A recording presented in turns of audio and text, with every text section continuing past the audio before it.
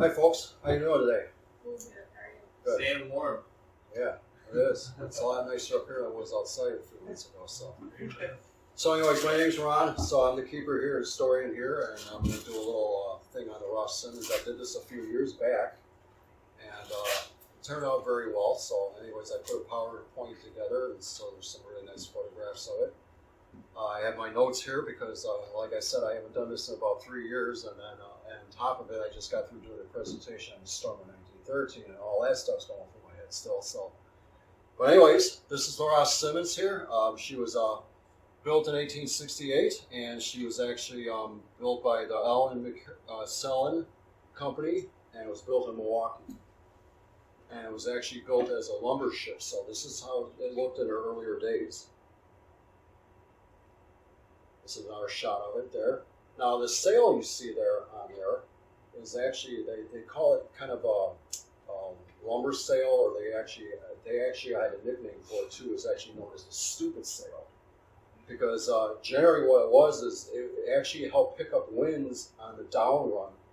When a ship is sailing where the wind is behind it, it's on a run. So actually the jibs there were practically not getting any wind at all, because the rear sails there on the mains there, they would be out like this, so they're like that right there, but they would be out like this, so on the downwind. So they actually put those sails up on the top there to actually collect more air onto the top, which gave it a little more speed and forward thrust.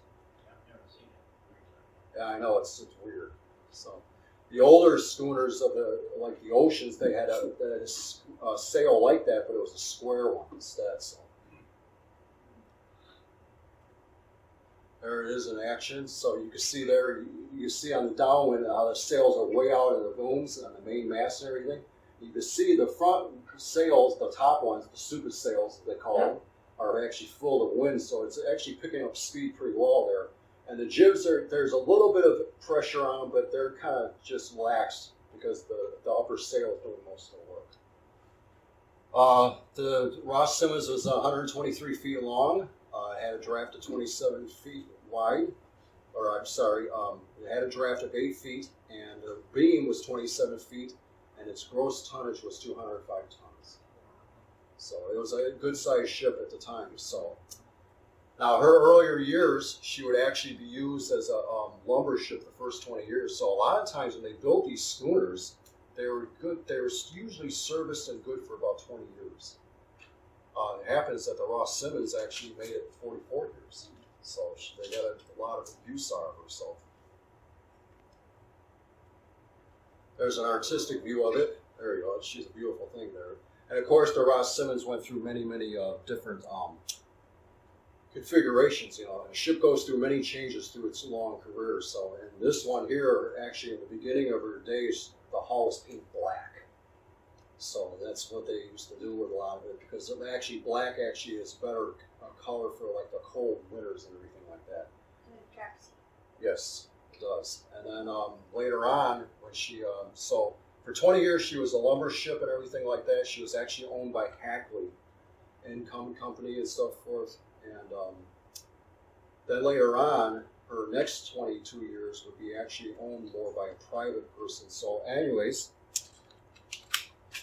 And her runs were generally from Grand Haven to Chicago, other ports as well. She cost us $17,000 to build, which was a lot of money back then. So anyways,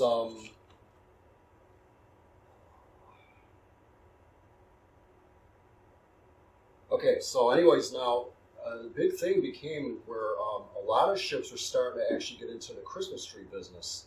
So there was actually a lot of competition, and really there was many Christmas tree ships, but the Rouse Simmons was actually the most well-known one. That was the most famous one.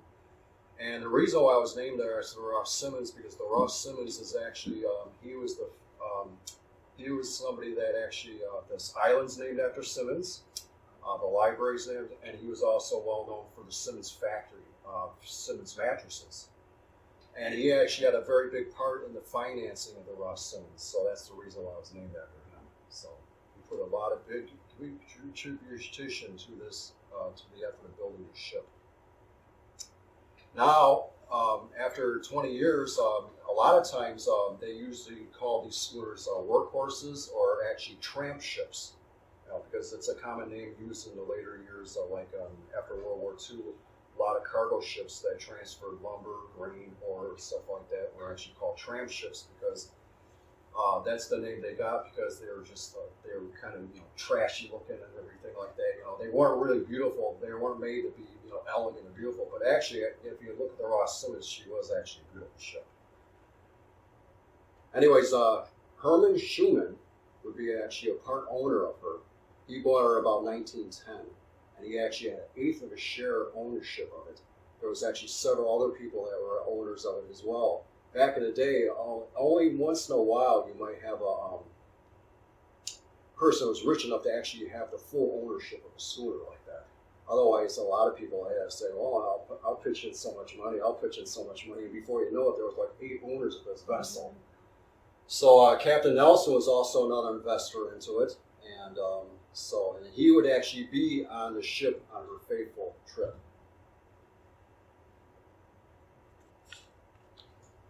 So, anyways, it's known that Herman actually had 2 daughters, twins that he had, and he would actually end up raising them and everything. So he got into the Christmas tree business. So, anyways, he had a lot of competitors at the time. So he would actually run Chicago and so forth like that. And then it got to be well known that Christmases in Chicago really wouldn't be Christmas without the Rouse Simmons, and of course Herman got to be known as Captain Sam.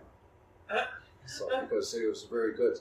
So generally they cut out the middleman. So generally he was doing pretty much a self-enterprising business with the Christmas tree business. So generally what he would do is he would sell them anywhere from 50 cents to about $1 back then. And then a lot of it is known that he actually also gave some of the trees away to the needy, people that didn't really have the money and everything like that. So he got to be very well known for that. So.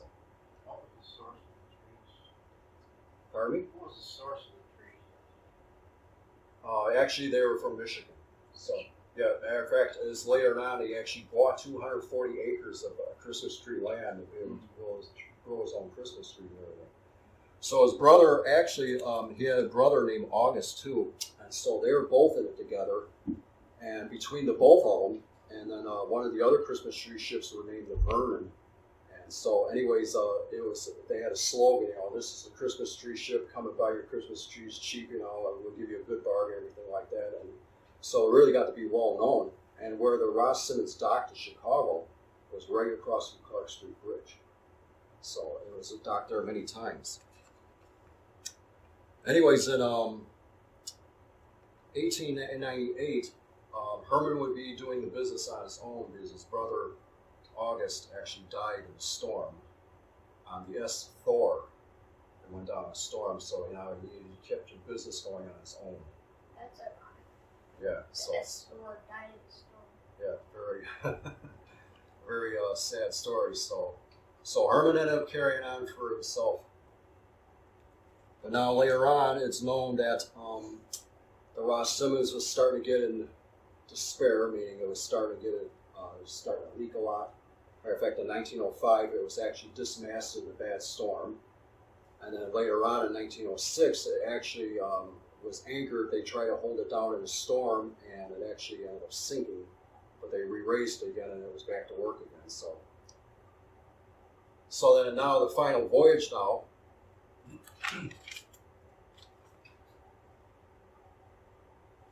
At the time, there was actually 2 storms that were on the lakes in 1912. Now, 1912 is the same year the Titanic went down.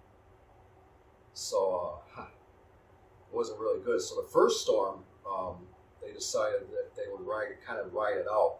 Now, a lot of Herman's competitors at the time, they decided they were going to stay in because they didn't want to take a chance of losing their ship and losing their lives in it. But Herman at the time, he was really in a financial stoop right now, and also Rouse Simmons was really in need of repairs. So he figured he would take a chance and go from Grand Haven to Chicago, and by the time he got his Christmas trees down there, and he actually loaded the ship with 5,500 trees. I mean, there wasn't a corner in the ship that wasn't covered with trees or anything, and actually it was overloaded. So it was actually well beyond the recommendations that ship can carry. But, you know, it's sort of like the old saying is, the old legend is that Herman decided, I think he made a kind of a deal with the devil. And he says, well, if I could get these Christmas trees down there, sell them off, it'll help me a little bit financially and everything like that. He'll be able to get some repairs to the Rouse Simmons completed, get it in a little bit better shape and everything. Well, that didn't happen. Anyways, it is known that actually the ship was getting battered by the winds. The sails are all tattered and torn, and it was flying its flag at half staff. That's a warning signal. And the Coast Guard did not really answer to the addition or to the rescue because evidently they were saying it was too rough and they didn't want to take no chances. Well, anyways, the person that was court-martialed, you know, I won't mention his name because, you know, it's kind of a bad, sad time in history for the Coast Guard, but actually they court-martialed him and lost his commission and everything because he did not even make an effort to try to go out there and try to rescue the ship. There was a rescue life-saving station from the Kalani and also two rivers that actually made the effort to try to go out and rescue it, but by the time they got out there, the ship was actually gone. And it's really a shame because, you know, so there was a big wave that actually washed a lot of the trees off of it because it was loaded down even on the decks, and it also wiped out two lifeboats and wiped them off. So it actually made the Rouse Simmons a little lighter, so it was a little more manageable to control it, but that still wasn't enough. These waves are really terrible and stuff like that, and so finally the Rouse Simmons disappeared. Well, it was actually a few weeks later they actually found a bottle. Message in a bottle. Now, a lot of people think that this bottle thing, you know, message in a bottle, didn't that go out with Robinson Crusoe? You know, but in actuality, it works. So they found a bottle, and the message. Okay, the message was actually message Friday. Everybody, goodbye. I guess we are all through here. During the night, a small boat was washed overboard. Vessel's leaking very badly. Val and Steve lost who? God help us. And then actually it was about 2 weeks later they found it, and it was signed by Herman Schumann himself. So the message about thing does work. About 2 months later, they actually, a fishing boat was out there, and they actually the fishing boat was out there, and they actually found, when they pulled the nets in, they actually brought in, found a wallet, which actually belonged to Herman Sherman himself. So, yes. So, a lot of that stuff is floating around. But, anyways, this is at Chicago Pier, at the Clark Street Pier Bridge right there on Chicago River. You can see there's Christmas trees right there and everything. And there's another vessel right next to it. But anyways, what they do is they actually, during the times when they were stationed in Chicago, and everybody really looked forward to it, especially the kids. So it was a big tradition. If the Christmas tree didn't show up, there was no Rouse Simmons, there was no Captain Santa. It just wasn't Christmas without that. So anyways, you can see here they have the trees kind of stacked up on there, and they had a whole bunch of them inside. And later on, as the winters got bad, they actually built a big housing over the deck, which would actually house the trees inside. So people would come in and take their time to look around and not get hit by the snow and all the cold winds and everything like that. So, and they also took and put Christmas lights on the mast and all the rigging and everything. So they lit it up. It was really cool. So, yeah, here it is. After this particular winter, when I was in Chicago River, you can see here there's a lot of snow caked up all over it, and the Christmas trees are all covered in snow and everything. So that's one of the reasons, too, why they built actually a shelter over the deck during the signs, and it just worked out so much better. This is another shot of it, and you can see it's over to the left hand there, and there's other schooners and everything as well there. All right, here's a better shot of it, too, and again, you can see the Christmas trees, and you see the string of lights, and they had wreaths on and everything like that, but it was a really big thing. They had music and everything. It was really, you know what, I wish I could have been there. It would have been really cool to see that. Here's one where it's under full sail again, and again, they have the top reefs down, and they have the stupid sail put away, so. And at that time, now this is a picture of it where it was actually carrying lumber. All that stuff on there piled up, that's all lumber. All right, so these guys here, one's the brother, and in the center, that's Herman Sherman right there. He is the one who actually was the main owner of the thing, and the ones to the left is Captain Nelson, and he's actually, and then the one to the right is actually his brother too. So anyways, they were actually taking a picture with us at the time. You can see the Christmas trees piled up in the backside there.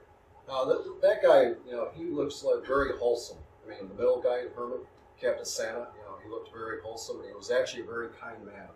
Very intelligent, everything like that, but unfortunately, when he decided to take his chances, when other competitors stayed in during the storm, he decided to take his chances and try to make some money. Well, evidently he made the deal with the devil, and the devil won, so it's a very shameless thing. And he was just doing it for his family and everything, so times were really tough for him. This is the Sullivan. Okay, I don't know if you people have seen this ship before. It's actually one of the replicas that are built of this schooner. It would really be nice because they're still doing this tradition today with the Christmas tree ships. The Coast Guard cutter, the Mackinac, that actually loads up Christmas trees every Christmas, and it actually comes from like Mackinac all the way down to Sheboygan, all the way to Chicago. Its last stop is found in Chicago, and they actually still put the Christmas trees on and everything like that. So they're still keeping the tradition of Herman, and it's a very cool thing. So. But it would be really cool if they didn't put the Sullivan up during the wintertime, and that would be, they could actually load the Christmas trees onto that one and actually take it down to Clark Street and park it there. It would just be like stepping back in time. So, but they put it up, it's actually parked at Discovery over there, the museum in Milwaukee, so that's where they put it up for the Maritime. So, but that's almost identical to the Rouse Simmons. So that's a modern day replica, and of course it has the stupid sail on it. But it actually does its job very well. So, and of course they got it painted green, which is actually a perfect Christmas color. So it would be really cool. I actually have been aboard that ship. I've actually seen it. It's actually a beautiful ship. So, but it would be nice if they actually did load it up with Christmas trees and actually sailed it down Chicago on Clark Street. It would be so cool. You should tell them. But they're not going to do that. Here's an artistic interpretation of it. You can see here now the Rouse Simmons, like I said, went through many changes, and finally, when it became known as the infamous Christmas tree ship, now they painted it white. They actually had red on it with red trimming on it, and then the bottom was actually, or anti-foul, was actually painted green. So, of course, it was very Christmas looking, so it wasn't just a plain Jane white or gray or black like it was. So they kind of kept it like that.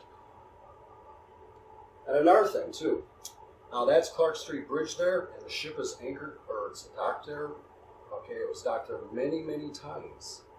Okay, so it's actually well-known docking as a Christmas tree ship. There was another famous ship that actually docked there, too, that actually sank a few years later. It would be July 24th, 1915. It was a vessel called the SS Eastland. Have everybody ever heard of the Eastland disaster? Yes. Actually, the ship docked in the same place the Rouse Simmons was. And actually, that ship ended up flipping over, and 844 people died on it that day. Wow, it was the worst Great Lakes disaster ever known. It wasn't even out at sea at the time. Western Electric got on board it to go across to Michigan on a picnic at the time. And so they boarded the ship at 7 o'clock. And by 7:30, the whole ship capsized.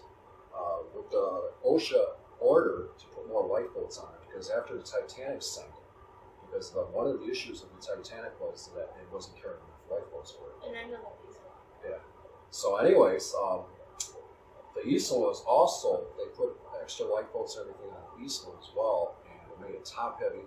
The ballast pumps to shift the ballast water from one side to the other were very inadequate, so of course it couldn't keep up with it. And then of course when they were ready to say goodbye, a lot of people actually shifted to one side of the vessel, and actually the whole thing just started going over. They couldn't correct it, so just terrible. It's just a terrible thing. So a lot of people don't realize that that wasn't just the place of the Eastland disaster, but the Christmas ship docked right there many, many times.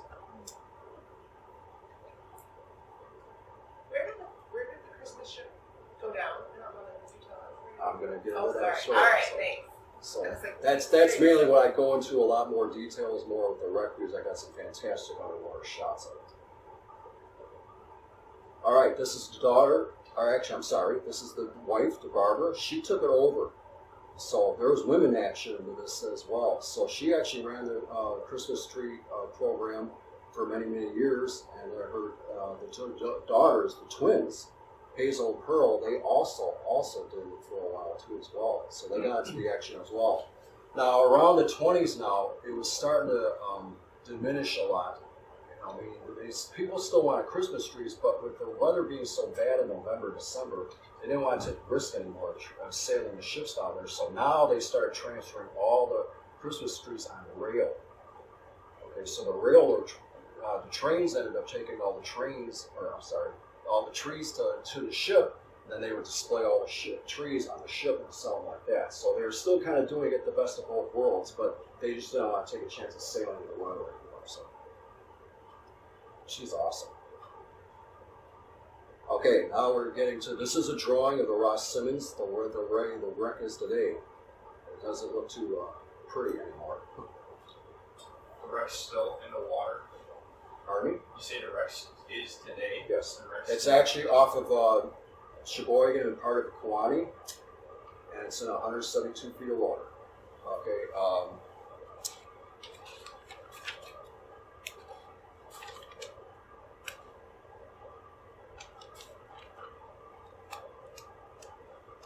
here. I remember one of the names. And it is known too.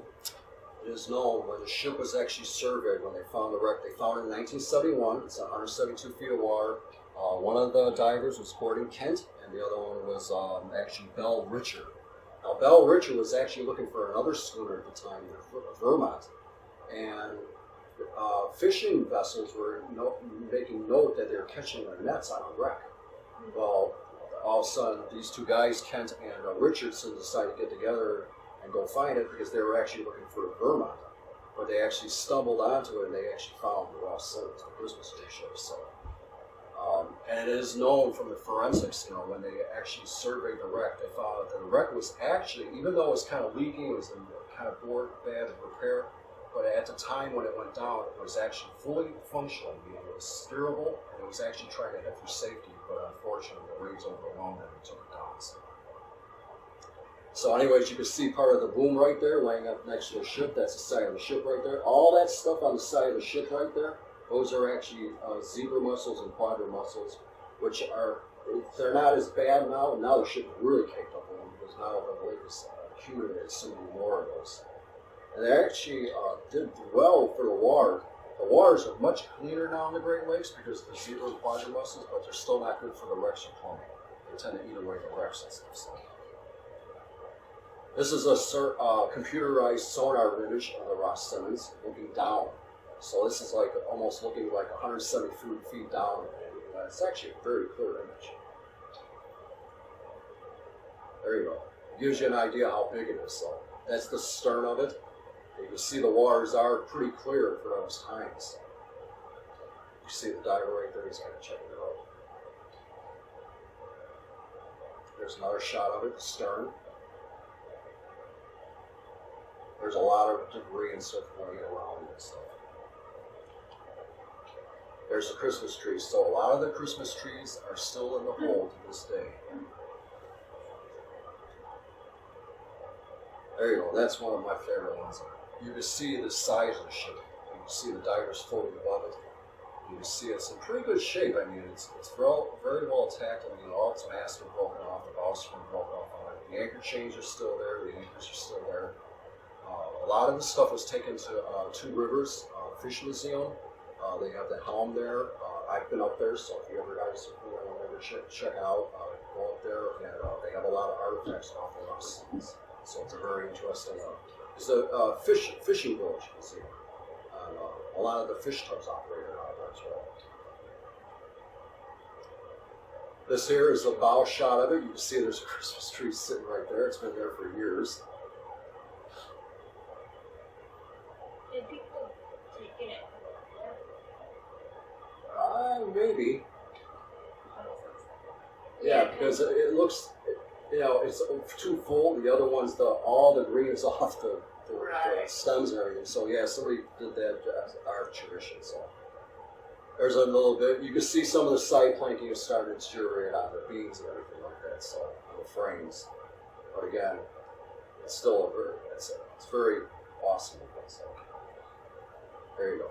There's the forecastle, and of course you got the anchor winch right there. They're diving right above that. And of course this is a more advanced dive, so they have to use double oxygen tanks and everything because it's more than 60 feet. So they're down to about 172 feet. And that's pretty clear for being down 172 feet down. So you can see a lot of debris, a lot of stuff's broken up, a lot of stuff's starting to kind of deteriorate on it. So there's another shot of it. And there's one of the anchors. One of the anchors is there, and then the other one was actually taken off. And if you ever want to see it, it's at the entrance of Milwaukee Yacht Club. So it sits there, it's huge. There's another one of the Moonships. So it kind of shows you an idea right there. You can see some of the cargo holes up there, but everything's just scattered all over the place. There's another forensic computerized image of it, showing you how it is, and it kind of gives you what everything is. You know, Christmas tree, cargo hold, anchor chain, bow sprint, jib boom. Okay, that's the housing that we was talking about. They built onto it, so it was much nicer for the customers to come in and move on, and everything was spread out much better than it was. Otherwise, you know, if there was a lot of winters and storms coming up, they were freezing, and it kind of distracted them for their business and everything. Okay, this is one of the years that actually, when the Christmas tree ship was actually in storage for a while, because there was a few winters that it did not run. And this is how it would have looked when it was put in storage for the wintertime. You can see pretty much all the sails have been taken off of it, the booms are all down and everything, it's all locked down for the winter. And once spring came, then they started putting all the canvases on again and getting it ready for sea again. This is our shot of it. Now this is again looking from the view. You know, this is from Clark Street Bridge right here, looking under it at the bow. And you can see how long the bowsprit is right there. So you can see all the Christmas trees on and everything. So it was actually a little bit earlier in the season. So it actually it looks like the weather was very, very nice there. Very mild, kind of like today. And there we are. We're back there again to the beginning. Again, the Coast Guard's still doing this today. They run a Coast Guard cutter to Manitowoc, Manitowoc, and they're, the Mackinac. Okay, the cutter Mackinac, and they run it from northern Mackinac all the way down to Chicago. And Chicago's the final stop. So if you ever want to check it out, they're always there on Christmas Day. So it's very cool. So anyways, any questions? Okay, and I was going to tell you too, these Great Lakes here, these are in the oceans, you know. This is only an example of like one of the wrecks. We have over 8,000 wrecks in the Great Lakes. We have over 3,000 Southern Michigan alone. So these lakes, you definitely take a ship. These lakes are nothing to mess around with. And as the song says, November gales. Some of the famous wrecks on the Great Lakes, well, one of our famous ones right here is the SS Wisconsin. We have a room dedicated to it over there on it. It actually went down October 29, 1929 in a bad storm, and that was the same day the Starkweather crashed as well. So actually Wisconsin was a ship of bad luck. It had 5 different names. Don't ever change the name on a ship with bad luck. Actually, the Wisconsin also pertains to the Titanic as well. And Kenosha built cars too back in the day. We start off with the 1902 Jeffries, and actually, just to let you know, Jeffries was a Lusitania survivor. So he was aboard the Lusitania when it was torpedoed by U-20. And then Wisconsin's third owner, which was E.G. Crosby, he was actually aboard the Titanic when it went down. So he didn't live. So very interesting thing. Another famous wreck is the Evan Fitzgerald. Of course, there's a song about it. And like Superior does not give up her dead. And just to let you know too, now Barbara Schumann, she went on for many, many years with the continuation of the Christmas tree ship and delivering Christmas trees to Chicago. She passed away. She's buried in Chicago. They never did find the body of her. So, just to let you know. Another term too in the song, at the end of Fitzgerald too, they say the November witches come steal. So it's kind of like a folklore thing, you know, that those witches, when they get mean in mid-November, something's gonna go. So the lakes are full of a lot of stories, a lot of shipwrecks, a lot of folklore, a lot of history and stuff. So any questions? I think we asked for that. That was really interesting. Yes, and there's another thing too. I was going to discuss too. I won't tell what it is, but the message of the Bible, you know. And when I did this storm of 1913, there was also an incident where a ship was lost. It was the Plymouth, and that actually wrecked up on the Racine Reef up there, but it was actually floated anyways. But that ship, when it went down, the storm in 1913, which actually the storm in 1913 took 12 ships and over 250 sailors. So that was the worst storm ever on the Great Lakes. And the Plymouth disappeared completely. It was never found. Even to this day, they're still looking. The message in a bottle is like, you know, it's like you would think that that stuff doesn't work, but it does. Because that's how they found out that the Plymouth had actually disappeared. So there was a very bad, sad note written from the sheriff, deputy sheriff that was aboard the Plymouth. And it was very, very sad. So a lot sadder than Herman's thing here. Now, he was just simply expressing, you know, what was going on at the last minutes. I think, but when you read that, that really personalized this whole story. It was nice that you, not nice, but it was nice to hear. Yes. Well, that's one of the things, you know. I mean, you know, they didn't have radar and radios and all that stuff back then, so the message about was the way to communicate. So, but anyway, so thank you, and you know, again, like I said, I was a little rusty with this, but you know, it'll come together. So.